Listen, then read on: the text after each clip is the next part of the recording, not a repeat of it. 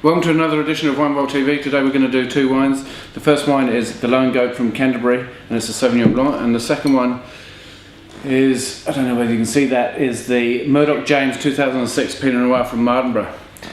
Now, Canterbury and certainly the kind of Waipara region has been a rapidly expanding viticultural area, and you don't get the same style of wines from just up the road in Marlborough.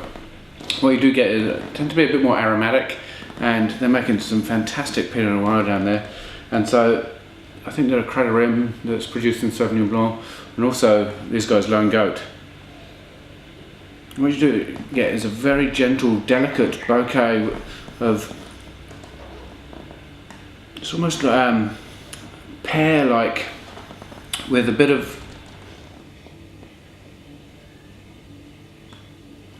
almost like wild flowers, but definitely pear, maybe a bit of rock melon, something like that.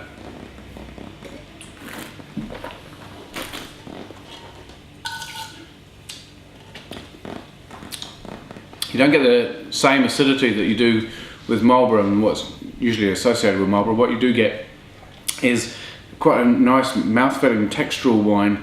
It's almost got some kind of chalkiness to it and creaminess, and its length is pretty good as well.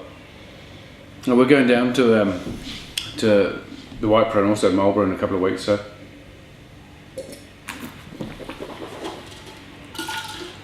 I'll be pretty keen to go to the vineyard and see what they're up to. It's actually very good Sauvignon, and it makes a real difference. That it's nice and floral, and I always consider Sauvignon to be an aromatic. The second wine is from an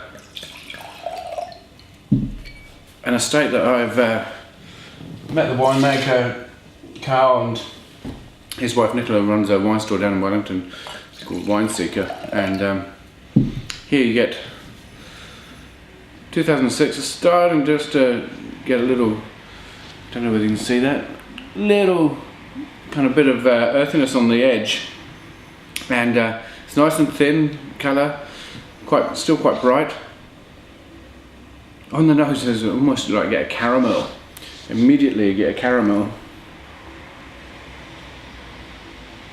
The caramel actually just dominates.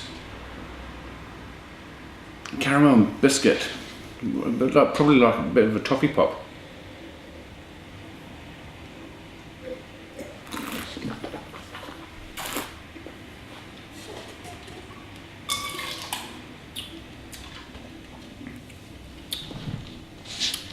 It's pretty acidic. Initially you get some really nice kind of bright fruit in your mouth.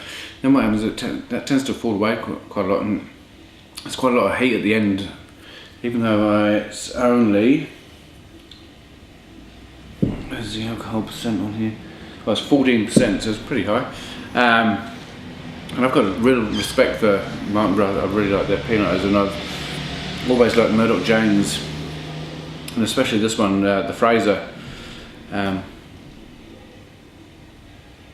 It's got a very distinctive nose of that caramel kind of toffee pop, and almost a bit of licorice up there. There's a little bit of gaminess at the end that underpins it all.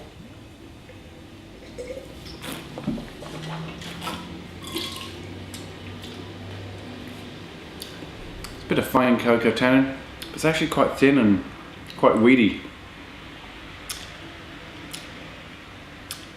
It'd be interesting to see how well this wine develops. This is the second time I've tasted it, and the first time I loathed it. This time it's actually much better.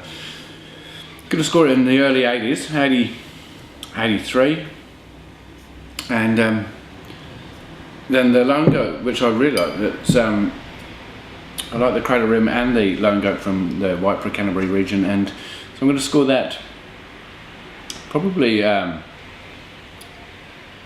87, 88, which is pretty respectable.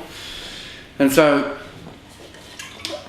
I've got the secret pack video on Friday that comes out, and so we've got 2 wines, unidentified wines to taste then, and that's still available. So we're shipping out on a Monday or Tuesday, so you get them before Thursday.